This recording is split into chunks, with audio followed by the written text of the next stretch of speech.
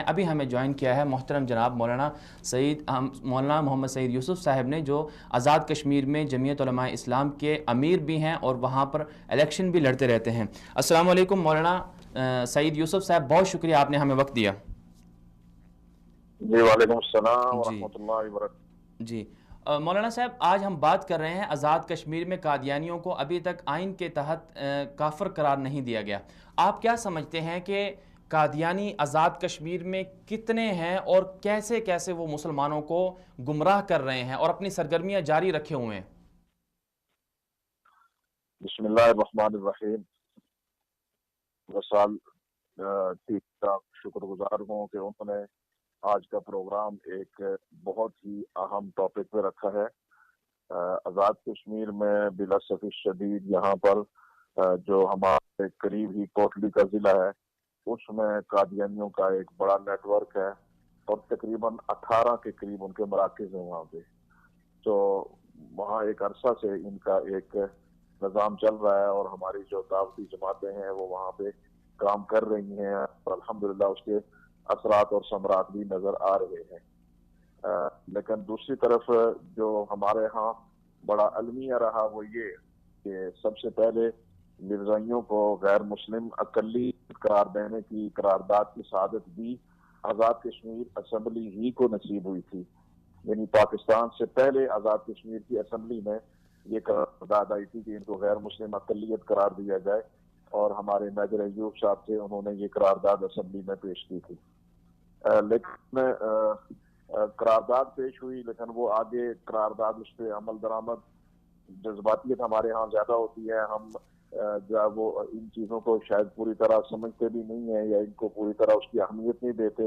قرارداد پیش ہوئی لیکن اس سے آگے اس پہ کوئی اتنی زیادہ پیش رفت نہیں ہوئی۔ اسی اثناء میں پاکستان کے اندر جو ہے وہ قرارداد پیش ہو کر جب آئین بن گیا اور پاکستان کے اندر ان کو آئینی طور پر غیر مسلم اقلیت قرار دیا گیا،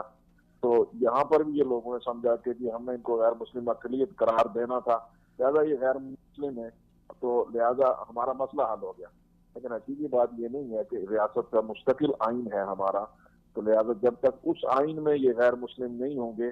تو غیر مسلم تو ہیں لیکن جو آئینی تقاضے ہیں وہ اس وقت تک پورے نہیں ہوں گے۔ ہم نے اس سلسلے میں متعدد مرتبہ کوشش بھی کی اور جو ہے وہ آئینی ترامیم کی طرف اپنے دوستوں کو متوجہ بھی کیا، لیکن ہمارے ہاں جب آئینی کوئی ترمیم لانی ہوتی ہے تو اس میں ہماری کشمیر کونسل ہے، اس کے ساتھ اشتراک کے ساتھ جو ہے وہ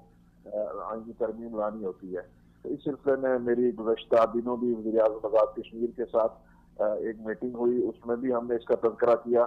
تو انہوں نے بھی اپنے کچھ تحفظات اور خدشات کا اظہار کیا کہ مولانا خدشات اور تحفظات کا اظہار کیا، اس پہ ہم بات کریں گے، لیکن آپ یہ بتائیے اس سے پہلے کہ اگر آئین کے تحت ان کو آئین سازی میں قادیانیوں کو کافر نہیں قرار دیا گیا تو اس سے نقصانات کیا ہو رہے ہیں کہ قادیانی پھر سرکاری محکموں میں آ جاتے ہیں اور عوام کو دھوکہ دیتے ہیں کہ ہم مسلمان ہیں؟ کیا نقصانات ہوتے ہیں کہ آئین کے تحت ان کو کافر قرار نہ دیں؟ تو جی اس سے سب سے بڑا نقصان تو جس طرح کہ آپ فرما رہے ہیں بالکل ایک تو یہ ہے کہ جی ہماری یونیورسٹیوں میں کالجوں میں وہ باقاعدگی کے ساتھ اپنے آپ کو مسلمان کی حیثیت سے پیش کر رہے ہیں اور باقاعدگی کے ساتھ جو ہے وہ مختلف اداروں کے اندر تعلیم دے رہے ہیں اور لوگوں کو اپنے غلط افکار اور اپنے غلط نظریات کے ساتھ، اور وہ اس طرح نہیں ہے کہ جناب کو کالجوں میں آ کر تو ترغیب دیں یا دعوت دیں، بلکہ ان کا جو طریقہ واردات ہے وہ انتہائی خوفناک اور بہت ہی جو ہے نا وہ خطرناک حد تک ہے۔ اور پھر اس سے بھی بڑھ کر یہ کہ آج تک کیونکہ وہ اپنے اس مرکز کو مسجد ہی کہیں گے، اس کو اپنی مسجد اور ان کی جو شعار ہے، کیونکہ اگر اس کو کسی طرح کریں گے تو ہم جب قانونی طور پر نہیں ہوگا تو کورٹ یا عدلیہ میں آپ جائیں گے تو وہ کسی طرح پر اس کو جو ہے وہ ہماری کوئی عدالت جو ہے وہ نہیں کر سکتی، کیونکہ وجہ اس کی یہ ہے کہ جب تک عدالت جب دیکھتی ہے تو وہ تو جذبات کے ساتھ نہیں دیکھتی ہے، وہ تو آئین کو دیکھتی ہے، ایکٹ کو دیکھتی ہے، قانون کو دیکھتی ہے، پھر اس کے ساتھ جو رولز ہیں ان کو دیکھتی ہے۔ تو اس لیے یہ دقت ضرور پیش آ رہی ہے کہ جی یہاں پر جب تک ان کو آئینی طور پر ہم نہیں قرار دیں گے، ورنہ اس طرح وہ پاکستان میں غیر مسلم آئینی قرار دینے کے بعد ان کا جو زور تھا وہ تو ٹوٹا ہوا، اس کی تو صحیح بات ہے، لیکن یہ جو ٹیکنیکل پرابلم اس وقت ہمارے سامنے آ رہے ہیں یہ اس وجہ سے آ رہے ہیں۔ اچھا مولانا، جو آزاد کشمیر کی جو اسمبلیاں ہیں تو جب تک ان کو آئین کے تحت کافر ڈکلیئر نہیں کیا جائے گا تو آزاد کشمیر کی اسمبلیوں میں اور ووٹنگ وغیرہ میں وہ حصہ لے سکتے ہیں، اور بیوروکریسی وغیرہ میں اور جو دیگر انتظامی امور ہیں سرکاری ادارے ان میں بھی جا سکتے ہیں وہ؟ جی بالکل جا سکتے ہیں. اس کی وجہ یہ ہے کہ جو ووٹنگ لسٹیں ہیں، تو جب تک آپ ان کو غیر مسلم اقلیت نہیں قرار دیں گے تو وہ جو ووٹنگ لسٹیں ہیں ان کے اندر ان کا آپ نہیں کر سکتے جناب کہ یہ مسلمان کے لیے یہ ہے اور غیر مسلم کے لیے ہے. جب آپ غیر مسلم ان کو کہیں گے تو آپ کس حوالے سے ان کو کہہ رہے ہیں؟ کیونکہ پاکستان کے کو براہ راست آپ حوالہ دے کر تو آپ نہیں کہہ سکتے. تو اس لیے یہ بہت ساری چیزیں جب تک ہم ان کو واقعتاً نہیں کریں گے کہ ان کو آئینی طور پر یہاں پہ نہیں ہوگا تو اس کے نقصانات اور اس کے جو ہے وہ مضمرات جو ہے وہ آئندہ آنے والی نسلوں کو اور اس سے زیادہ کریں گے. لیکن مجھے یقین ہے کہ ہم انشاءاللہ العزیز بہت جلد وزیر اعظم آزاد کشمیر کے ساتھ اور اپنے سارے دوست ان کا نظریہ، ان کی سوچ اور فکر درست ہے، پازیٹیو انداز میں سوچتے ہیں، اور ہم انشاءاللہ العزیز کوشش کریں گے کہ اسی اسمبلی سے یہ بہت ساری اپنی ترامیم لانا چاہتے ہیں ہمارے جو آئین ہے اس کے اندر، تو اس ترامیم کے ساتھ ترمیم کو بھی ہم اس کے اندر اچھا چاہتے ہیں مولانا کہ اس صاحب، کو شامل اب کر کے. تک جی مولانا صاحب جیسے ابھی رواں سال ہی اپریل کے اندر جو قرارداد پاس ہوئی تھی آزاد کشمیر کے اندر، تو آپ کیا سمجھتے ہیں 6 مہینے گزر گئے ابھی تک آئین سازی نہیں ہو سکی اس قرارداد پر، تو کیا خدشات ہیں؟ کیا حکومت کے اوپر دباؤ ہے؟ کیا قادیانیوں کی جو لابی ہے وہ حکومت پر حاوی ہے؟ کیا رکاوٹیں ہیں اس سلسلے میں؟ دیکھیں اس میں دو تین طرح سے جو ہے نا وہ چیزیں سامنے آ رہی ہیں. ایک تو یہ ہے کہ لابی بھی ہو سکتی ہے، اس کا بھی انکار نہیں کیا جا سکتا. ظاہر ہے کہ وہ ہر جگہ پر اپنے طور پر کام کرتے ہیں اور ان کا طریقہ واردات مختلف ہوتا ہے کہ جب آپ ان کو غیر مسلم اقلیت قرار دیں گے، اقلیتی نشستوں میں یہ اسمبلی میں آ جائیں گے، فلاں ہوگا فلاں ہوگا، اس طرح کی بہت ساری چیزیں جو ہے وہ کہی جاتی ہیں. لیکن یہ تو اس وقت ہوگا کہ جب یہ اپنے آپ کو غیر مسلم تسلیم کریں گے، لیکن اپنے آپ کو غیر مسلم تسلیم نہیں کرتے. تو لہٰذا یہ میں نہیں سمجھتا ہوں کہ یہ تو اتنے بڑا جو ہے نا وہ ایشو ہے یا اتنی بڑی رکاوٹ ہے جس کی وجہ سے نا. لیکن اصل بنیادی وجہ یہ ہے کہ قرارداد میں نے پہلے بتایا کہ آزاد کشمیر میں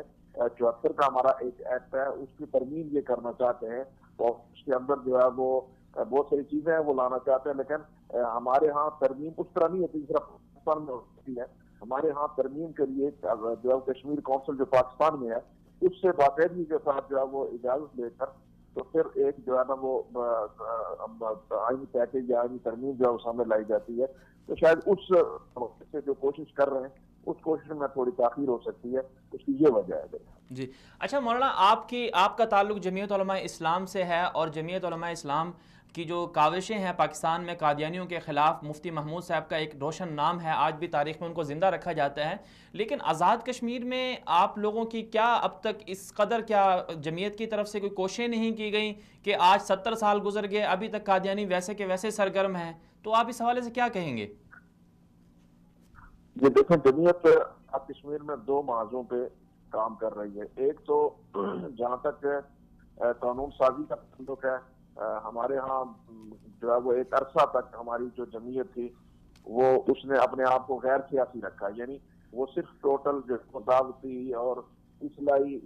صورتحال تک جمعیت رہی ہے. لہذا سیاسی ادارے میں جمعیت علماء اسلام نے بہت بعد میں جا کے اعلان کیا کہ جی ہم سیاسی طور پر جو ہے وہ آنا چاہتے ہیں. لہذا یہی وجہ ہے کہ آزاد کشمیر کی اسمبلی میں جو ہے وہ جمعیت علماء اسلام کی نمائندگی اس طرح نہیں آ سکی ابھی تک. اگر اسمبلی میں نمائندگی ہوتی تو آج یہ مسئلہ کب کا ہم اس کو جو ہے وہ پہلے جو ہے وہ اس کو حل کروا چکے ہوتے اور اس پہ اپنا جو ہے وہ اپنا موقف بڑا واضح اور ٹوک رکھ چکے ہوتے. لیکن اب جمعیت علماء اسلام جب پارلیمنٹ میں نہیں ہے تو اس کے پاس دو ہی ہے. ایک تو یہ ہے کہ جی وہ جو ہے وہ حکومت پہ دباؤ ڈالے، حکومت کے اوپر جو ہے وہ ہمیشہ دباؤ رکھے، اور ہم نے ہر وقت جس وقت بھی جو بھی حکومت رہی ہے اس کے ساتھ ہمارا اس مسئلے کے اوپر ہمیشہ جو ہے وہ اپنا دباؤ بھی رہا اور حکومت کے ساتھ ہمارا اصرار رہا کہ یہ آئین کے اندر آپ ترمیم کریں اور ترمیم کر کے. لیکن اگر دوسری طرف ہمارے پاس نشستیں ہوتی तो दबाव तब वहाँ पे कबूल होता है जब नशिस्तें हों, तो उनको भी खौफ होता है यार जी कि बिल्कुल, हमारे बिल्कुल इनके दबाव पास। तब कबूल होता है जब नशिस्तें होती है असम्बली में। लेकिन मौलाना, जो हाँ, सरकारी, जो ख़त्म नबूवत के हवाले से जो दीनी और मजहबी जमातें हैं पूरी दुनिया में, ख़त्म नबूवत के हवाले से पाकिस्तान में भी सरगर्म हैं और बहुत ज़्यादा ख़त्म नबूवत के हवाले से जमातें पाई जाती हैं, तो क्या उनकी अब तक कश्मीर पर नज़र नहीं पड़ी कि वो कादियानियों के ख़िलाफ़ भरपूर तरीके से अपनी अपनी जद्दोजहद जारी रखते हैं? इस सिलसिले में मेरी